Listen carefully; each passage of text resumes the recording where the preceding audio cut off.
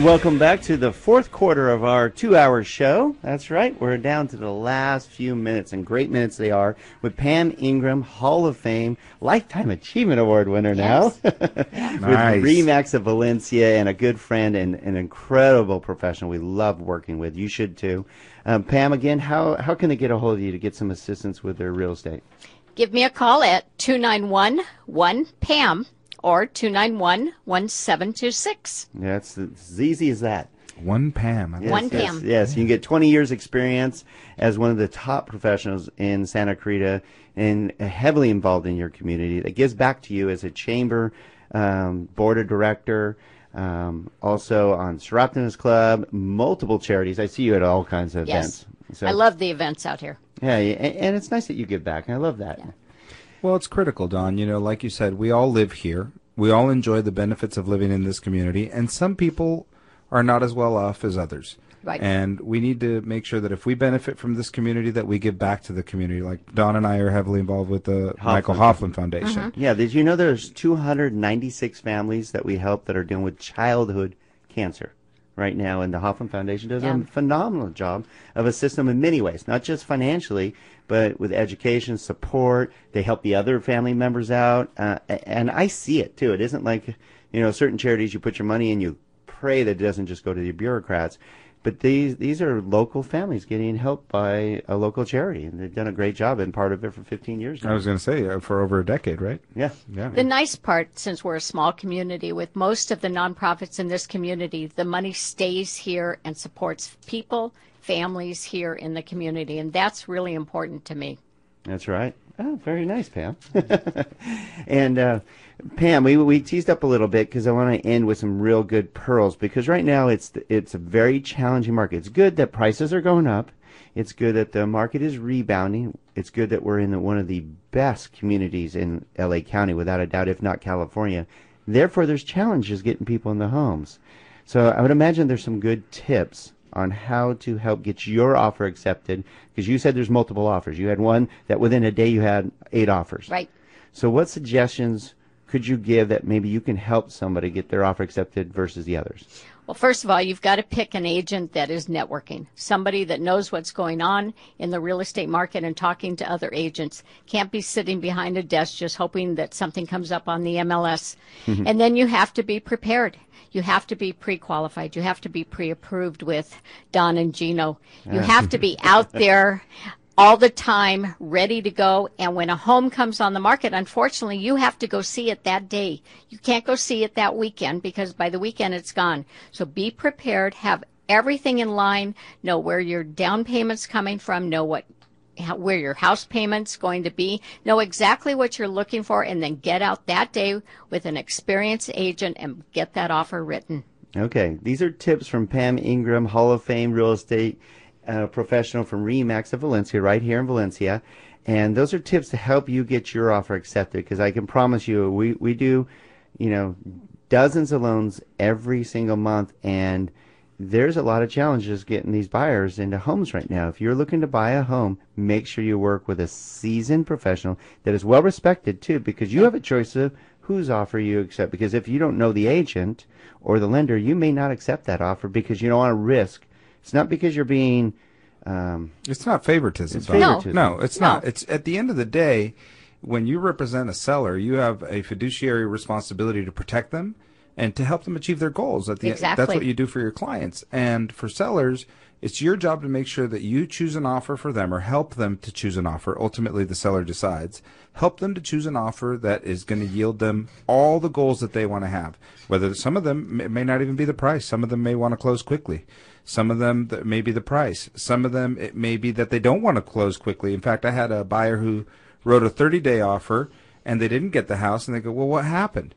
And it says, well, they wanted a 60-day offer because they wanted to stay in the house another 30 days. Exactly. And if that agent that they were working with would have communicated that with the listing agent a little bit better, they would have written a 60-day offer, no problem. So it's about communication and connections. Yeah, definitely. You have to know what's going on out there. It's very, very important. And there's some creative things going on right now that can help you to get a house, as opposed to the other 7 offers that are on the table. So talk standing to an agent. Standing on your head and all that. Yes, yeah. Standing. Yes. You know, sometimes it's a matter of, you know, removing a contingency here or there, doing some things that will put you at the advantage and put you in the favoritism of the seller. Okay, what Pam Ingram with RE/MAX of Valencia is not sharing with you is the exact tips, because you can't.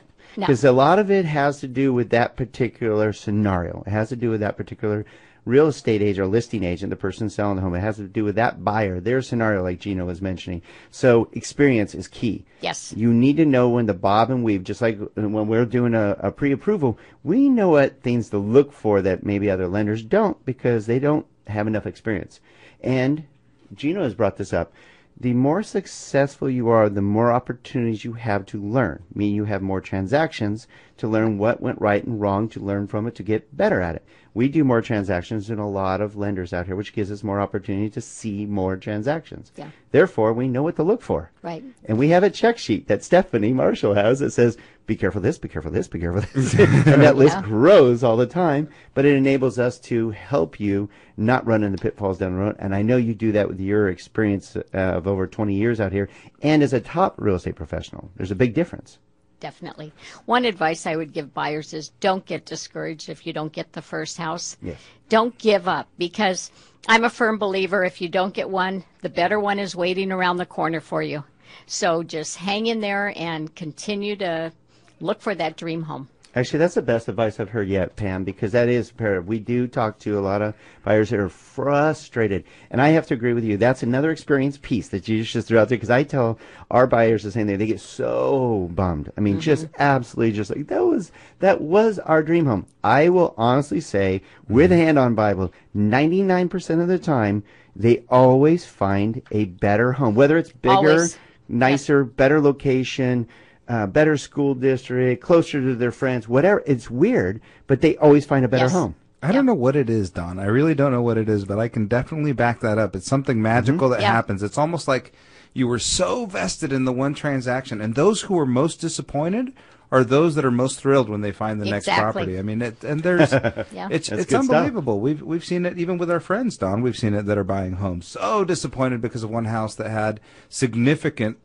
physical issues. The house had problems, and we and their agent advised them, you know, guys, this isn't the house for you, but it's great, it's beautiful. No, it's got problems. Let's not do it. Their new home they love 10 times better than that home. 10 times better. Better location. Everything's just fantastic. So okay, I don't want to waste any more minutes, because we only got a few more minutes with Pam Ingram, Hall of Fame real estate professional right here in Valencia, 20 years experience. I want to get some tips from you on the ability to sell your home. People don't know this. They think the market's still doldrums or having a hard time or values are down. I believe people are getting offers for over and above their actual listing price. Many, many sellers are getting prices above and beyond what they're asking. That price range between $300,000 and $500,000 is going strong, and almost everyone will sell for over asking price. But you have to stage your home. If you go into a model, the reason people fall in love with model homes is because they're perfect. Maybe your home can't be perfect, but turn the lights on, have a good smell in the home, have your home, little bit of music going on, make the home look like it's ready for somebody to move in there. Could be as simple as a front door being painted. Oh, exactly. Front door. Curb appeal. Curb appeal, when they drive up to your home, what do they see? Does it scare them? If it scares them, odds are that they're going to drive away. Make it appealing. Yeah, add some flowers. You know, that's the second time I've heard this week smell. And it's funny because you don't think about those kind of things, but the reality is, well, and it's one of those senses that gives you nostalgia, right? It's one of the few senses that when you smell something, it takes you back to when you were a kid, or it takes you back. Which could be good or bad. Which could be good or bad. So, sugar cookies in the oven. Yep. Just put a little bit of vanilla. See, you just gave away some pearls of wisdom to everyone else now. Now everybody's going to go into every home and go, they all smell like They all smell like my car.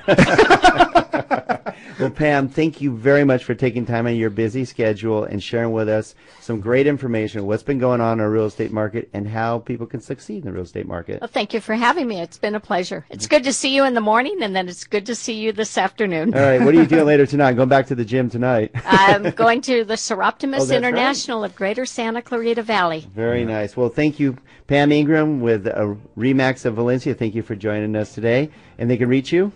At 291-1PAM. 291-1PAM. Thank you for joining us for our weekly 2-hour real estate and finance show every Thursday, 12 p.m. to 2 p.m. now. 12 p.m. to 2 p.m. Don. Right, on the Don and Gino Real Estate and Finance Show on your hometown station, AM 1220 KHDS. Joe Messina